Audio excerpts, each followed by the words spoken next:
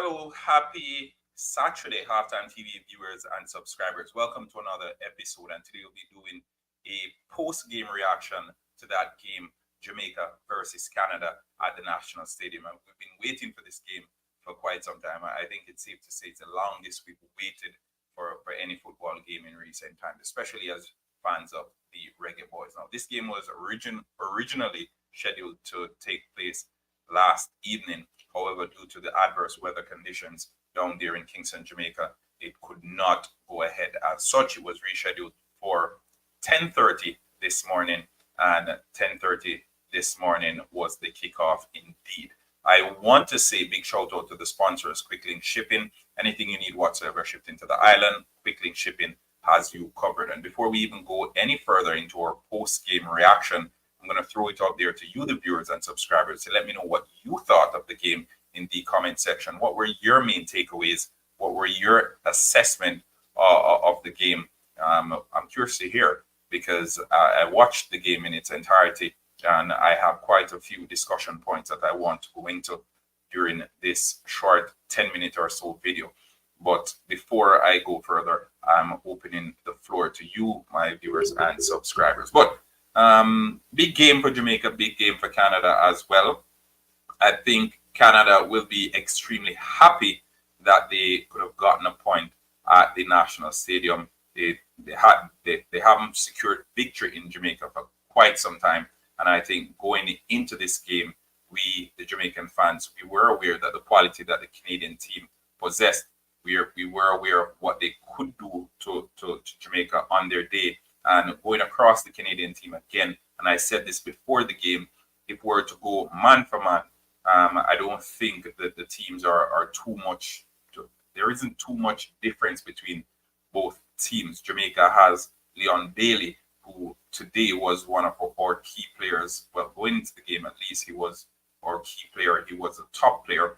After all, he plays for Aston Villa in the English Premier League. And I think if we go through, there's any player in the Jamaican national team who plays for a bigger club in England at least. So going over on the Canadian side, and they had Alphonso Davies. And we all know Alphonso Davies plays for Bayern Munich. So he was always going to be their main man. And throughout the first half especially, he was the key to a lot of the Canadian creative play going forward. He was playing a little bit higher in this game. Coach Biello, he decided to try something different with Alphonso Davies. And I think the difference with Alphonso Davies when he's playing for the Canadian national team is that he basically has a free role. He can do anything he pleases.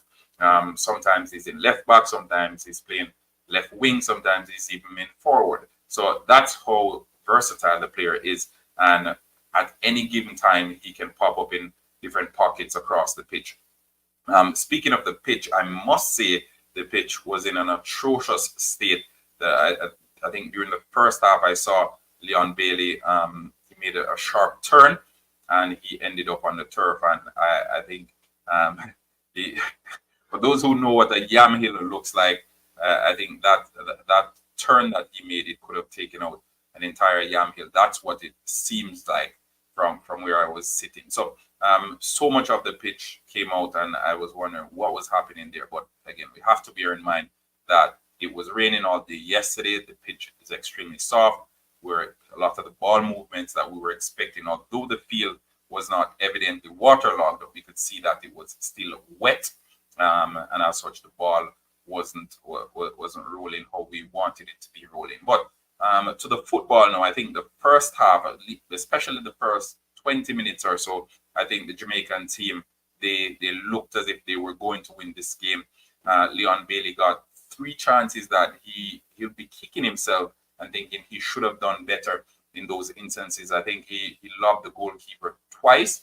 I think he lobbed the goalkeeper once, and then the other one basically came over his shoulder and he dragged it wide. And then from a cross that came in, he snuck in at the back post, and the ball ricocheted off the upright. So 3 clear-cut chances, one may say, and going back and looking back on those chances, fans will be saying, okay, Jamaica should have won that game, especially on the back of those chances that Leon Bailey had.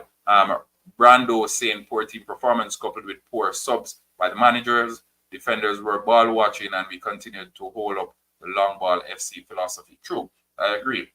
I think on the first goal for the Canadian team, Ethan Pinnock, having seen Ethan Pinnock play against Chelsea a couple of weeks ago, Chelsea is my team, folks. So when I see a player play like that against Chelsea and then come to the national team and looks as if it's a fish out of water, it's cause for concern. And I think Ethan Pinnock coming in, we had a little bit more hope, because when it was Damian Lowe, I think most Jamaican fans were constantly complaining and saying Damian Lowe can be too rash at times and his decision making is poor, etc., etc., etc.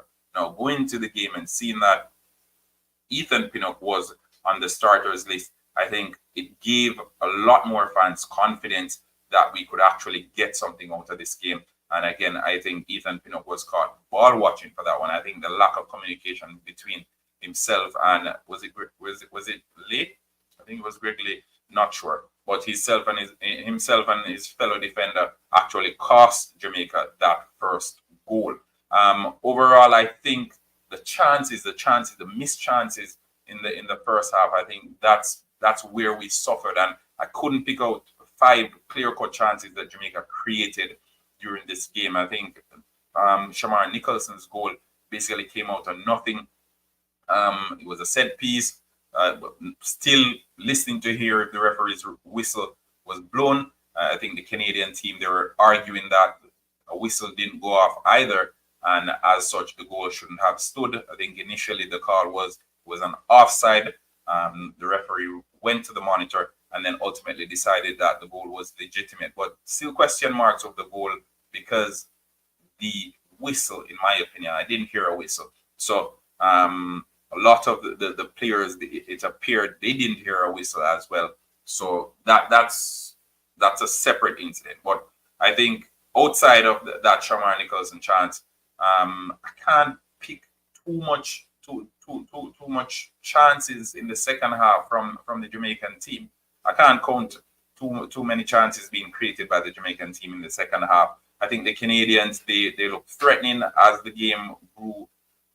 They grew into the game as well, and we know what they're capable of doing. And as the away team coming into the national stadium in Kingston, they were always going to be a little bit cautious in the first 15 to 20 minutes, basically to feel out the pitch. They didn't train on the nationals in the national stadium.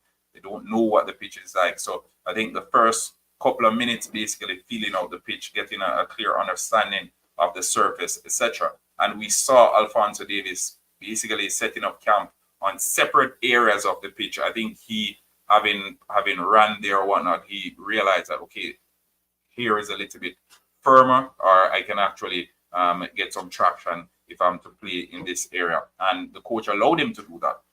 I think Jonathan Davids, he got on the score sheet for the first goal. And we always knew what he was capable of. Top clubs in England, they've been monitoring him for quite some time. He's currently playing his trade in France, and it's only a matter of time. Don't be surprised if he's on the move in January. He's a poacher. He also scores goals from outside the box. So he's a very multi-dimensional striker, and a lot of teams are struggling with this type of striker. Jamaica, I think when Mikel Antonio exited the park, got a little bit more challenging, and Trevante Stewart, we saw that he came onto the pitch and then was actually substituted in the second half. Not one of his better games, I must say. But I think across the attacking line for Jamaica, I think a lot of the players will want to forget this game. Leon Bailey in particular, Shamar Nicholson got on the score sheet, but aside from the goal, I couldn't see him offering too much more. His positional play was poor. He wasn't running into the spaces, or could it be based on the Canadian team's tactics that wasn't allowing him to venture into those spaces? In addition to that, I think the Canadian team overall, they gave a solid performance, and their performance, their attacks, calculated. They chose their time when they were going to go forward. They chose when they were going to basically retain the ball just for the sake of ball retention. And in the end, we saw Steve Mastacchio, and I spoke about him at the beginning of the show. Well, in my preview, I spoke about him, indicated that him being back in the team was a major plus for the Jamaican team, especially since the Jamaican team struggles from midfield. When we talk about the Jamaican midfield, 9 out of 10 times, it's non-existent. And I think Steven Eustáquio arriving late in the box to score that goal that sinks the Jamaican national team. It's basically what we've been saying time and time again. So not only was he able to dictate most of the play from midfield, but in the end, he came up with the decisive goal. And Eustáquio is a top player. Again, plays his football in Portugal. He's of Portugal heritage. Plays his football in Portugal, but he represents Canada. Top player.